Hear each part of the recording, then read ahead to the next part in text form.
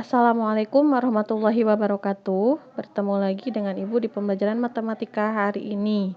Kita lanjutkan ke bab 2 ya, fungsi, fungsi komposisi, dan fungsi inverse. Nah, untuk hari ini belajar mengenai pengertian dan sifat-sifat fungsi terlebih dahulu. Untuk pengertiannya, fungsi itu adalah sebuah relasi intinya, tapi ada syaratnya. Relasi yang seperti apa? Yaitu relasi dari himpunan A ke himpunan B dapat dikatakan fungsi atau pemetaan jika dan hanya jika setiap anggota himpunan A berpasangan dengan tepat satu anggota himpunan B. Ibu ulangi ya. Jika setiap anggota himpunan A berpasangan dengan tepat satu anggota himpunan B. Fungsi biasa juga ada yang menyebut dengan pemetaan. Sama saja ya, mau fungsi mau pemetaan sama saja sebenarnya. Jadi syaratnya ada 2. Setiap anggota A harus punya pasangan dan syarat kedua pasangannya itu harus tepat satu saja ke anggota B. Jadi nanti yang kamu perhatikan itu si himpunan A-nya saja. Bagaimana nih himpunan A? Kalau dia punya satu pasangan dan semuanya berpasangan, maka dia adalah sebuah fungsi. Kalau tidak seperti itu, maka dia hanya sebuah relasi, bukan fungsi. Suatu fungsi atau pemetaan dapat disajikan dalam bentuk himpunan pasangan terurut, rumus diagram panah, atau diagram kartesius. Kemudian fungsi F yang memetakan himpunan A ke himpunan B ditulis dengan notasi biasanya nulisnya seperti ini. F A ke B atau A dipetakan ke B dengan A-nya disebut domain atau daerah asal dan B-nya disebut kodomain, daerah kawan. Ya, domain berarti DF, maka dia domain dari F seperti itu. Kalau kodomain berarti kodomain dari F seperti itu. Nah, kalau daerah hasil disebutnya ring ya, dengan Y-nya anggota himpunan B, X, Y-nya itu anggota bilangan real dan X adalah elemen atau anggota dari himpunan A. Dinotasikan dengan RF berarti rank dari fungsi F seperti itu. Lanjut ya.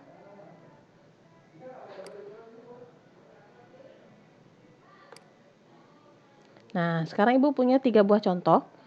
Kamu perhatikan ini berarti penyajian fungsi melalui diagram panah ya namanya. Nah, contoh 1 lihat. Ada himpunan A, himpunan B sama ya, semuanya himpunan A, himpunan B tapi elemennya berbeda. Lihat yang 1 dulu. Himpunan A ada elemennya 1, 2, 3, 4 dan B 5, 6, 7, 8. Kita cek dia relasi atau fungsi. Coba dilihat. Himpunan A. Kalau mau ngecek relasi atau fungsi, yang kamu perhatikan himpunan A-nya saja. B-nya jangan diperhatikan, bebas kalau B. Lihat yang A-nya. Semua anggotanya punya pasangan tidak di B, atau punya cabang tidak ke B, atau punya peta tidak ke B. 1 punya, 2 punya, 3 punya, tapi 4 nggak punya nih. Nah, ini berarti sudah patah nih syaratnya. Maka ini bukan merupakan contoh fungsi, tapi ini mah relasi karena ada satu anggota yang tidak punya peta atau tidak punya pasangan di B, ya. Nah, maka di sini keterangannya bukan fungsi karena terdapat anggota di A yang tidak dihubungkan dengan anggota di B, ya. Contoh 2. Contoh 2 sama ada 2 himpunan A dan B. Untuk elemen A 1, 2, 3 dan B 5, 6, 7. Kita perhatikan himpunan A-nya ya. Kalau B-nya jangan diperhatikan, enggak usah, nanti aja di sifat-sifat. Himpunan A kita perhatikan, lihat. Semuanya punya pasangan tidak? Kan syarat fungsi itu harus semuanya punya pasangan dan pasangannya harus satu. Kita cek dulu, semuanya punya pasangan nggak? Punya ya, 1 punya, 2 punya, 3 punya. Semuanya pasangannya satu masing-masing satu atau tidak? Lihat yang 1 cabangnya cuma 1 ya, ke 5 doang. 3 juga cabangnya 1 ke 7 doang. Tapi yang 2 cabangnya ada 2 nih, ke 5 dan ke 6 cabangnya. Nah, ini berarti patah syarat yang kedua, yaitu syaratnya kan harus tepat berpasangan 1 saja. Nah, ini ada 2, berarti lebih dari 1. Maka dia bukan fungsi, tapi dia relasi. Maka keterangannya bukan fungsi karena terdapat anggota di A yang dihubungkan lebih dari 1 dengan anggota di B. Siapa? Nah, ini si 2. Karena dia mah lebih dari 1 cabangnya tuh. Ada 2 ya, berarti lebih dari 1. Nah, maka ini bukan fungsi. Contoh terakhir, contoh 3. Ibu punya himpunan A elemennya 1, 2, 3, himpunan B elemennya 5 dan 6. Kita perhatikan yang A. 1, 2, 3. Syarat fungsi yang pertama apa? Harus punya pasangan semua. Lihat, punya pasangan semuanya nggak? Punya. Syarat yang kedua, pasangannya harus satu. Lihat, satu nggak pasangannya?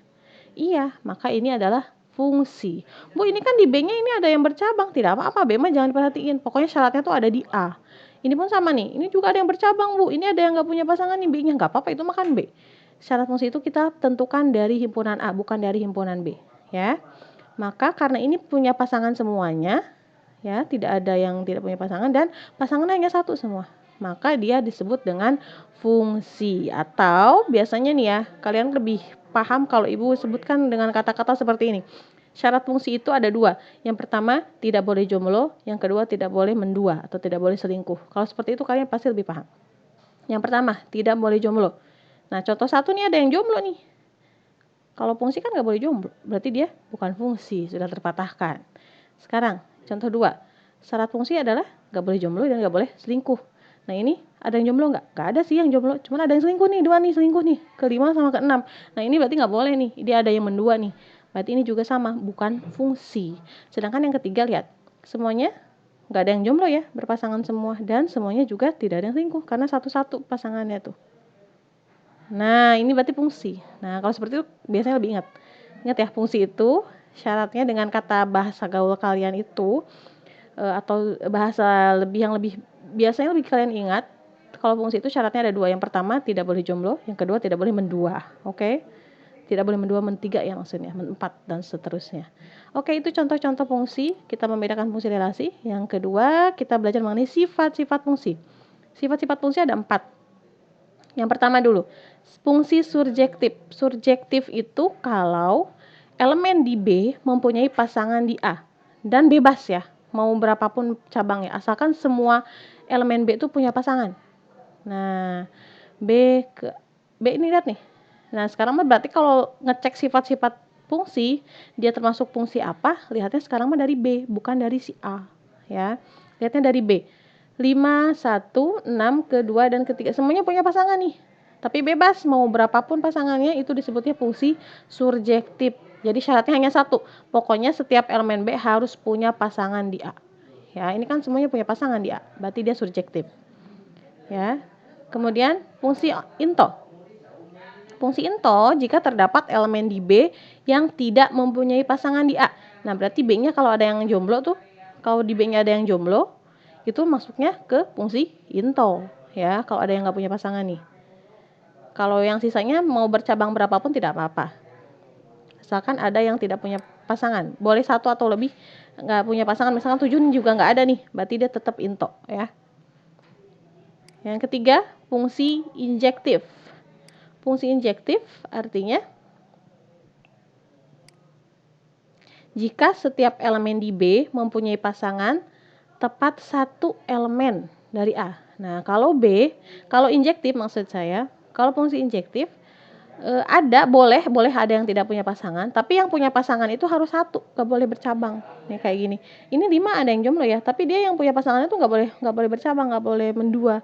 Jadinya 5, 6, 7, 8. Ya, 6-nya ke 1, 7-nya ke 2, 8-nya ke 3, 5 nggak masalah, nggak apa-apa pun. Berarti ini tuh hampir mirip dengan yang into. Hanya saja kalau into mah kan boleh ya bercabang nih, yang 5-nya boleh bercabang nih. Nah, kalau yang injektif dia tidak boleh bercabang, harus satu. Tapi ada yang jomblonya nggak apa-apa, itu injektif. Terakhir, fungsi bijektif. Bijektif itu korespondensi satu-satu. Jadi harus satu-satu dan harus penuh. Semuanya harus punya pasangan dan harus punya satu-satu. Berarti ini gabungan antara surjektif dengan injektif. Tadi kan surjektif harus punya pasangan semua ya.